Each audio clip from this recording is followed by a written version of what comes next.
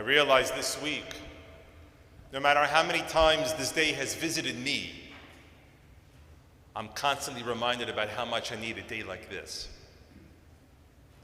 At this moment of Ne'ilah, when the day is waning and my need for food and water seem weaker than any time over these past 24-ish hours, I remember why we do this.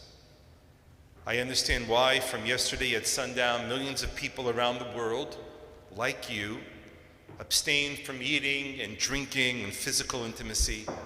Many of them wore white. Others wore white robes, such as I wear. It's called the kittel. And over the course of the day, we also recited a series of confessionals. And there is an unavoidable conclusion staring clearly at us. The white robes are burial shrouds. The confessional is a variation of the deathbed confessional that I personally have said over many a person as they have taken their last breath. The prohibition of eating and intimacy. It all approximates what happens when we are no longer alive.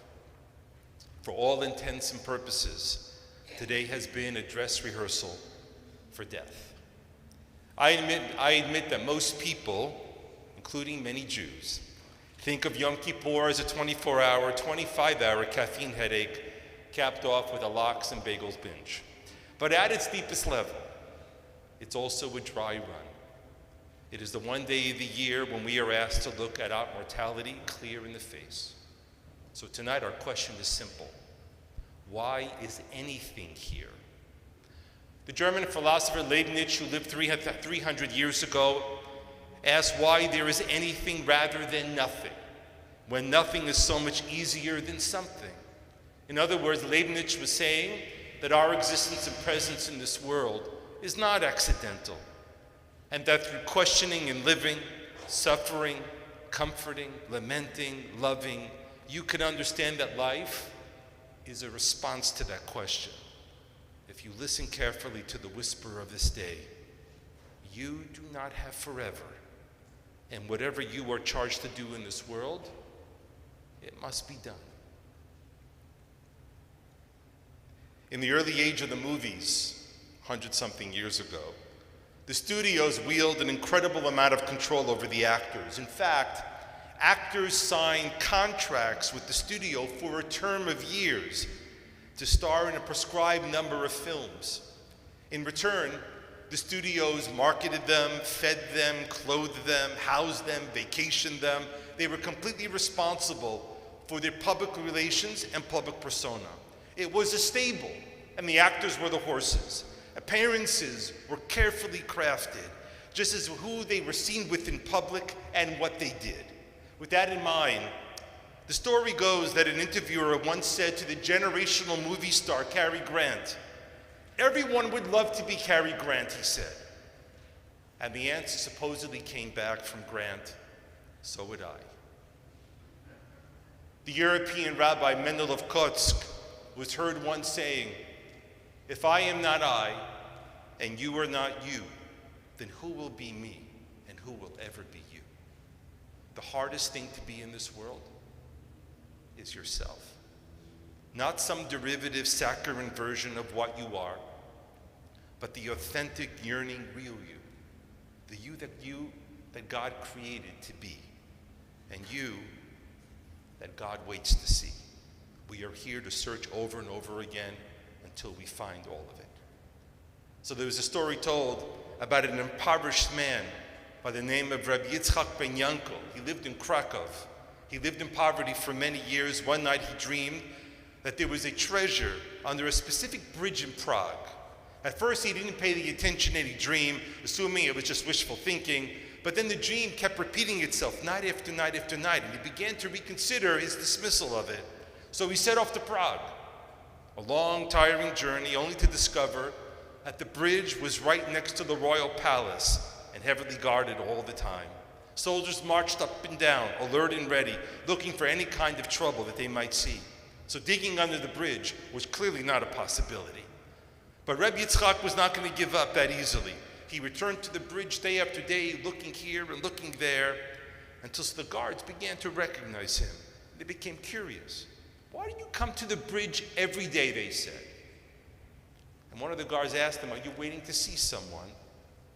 And Rabbi Yitzchak knew they wouldn't believe some half-baked kind of excuse, so he told them the truth about his dream.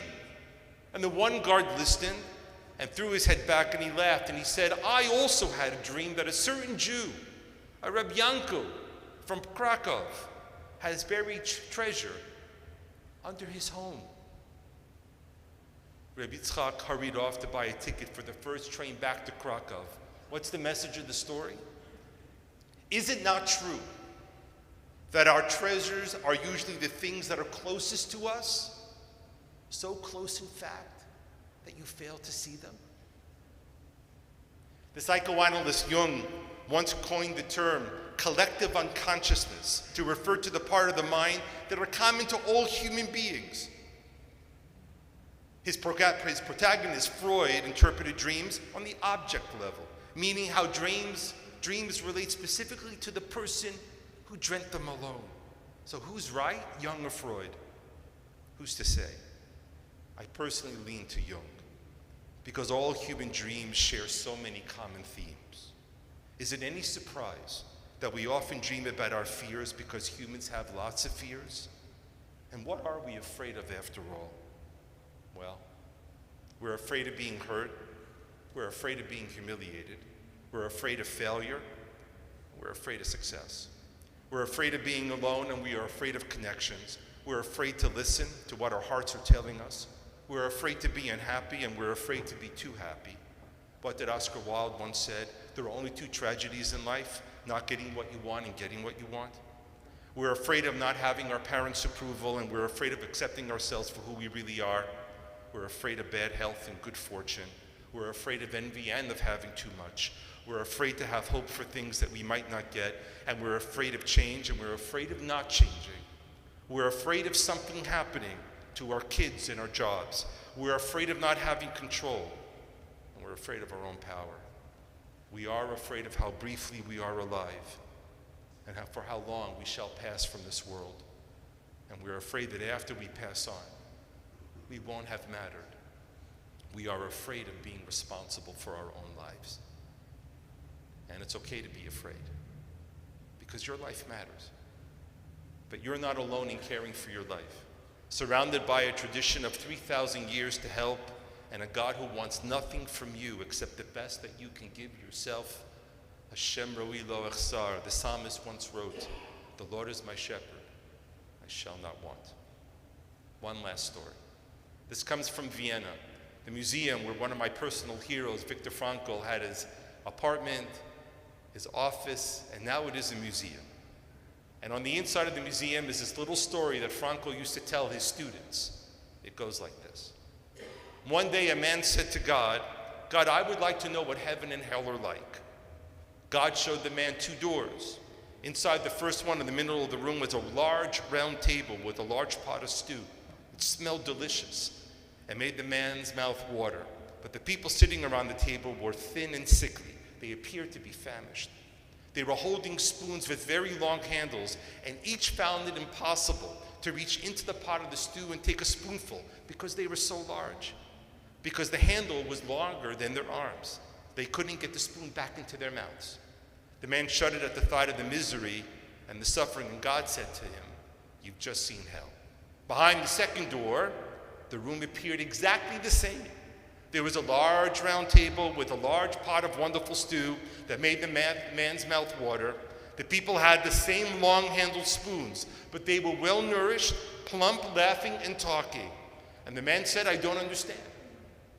And God smiled. "It's simple," God said. "That in the second room, everybody feeds the person next to them.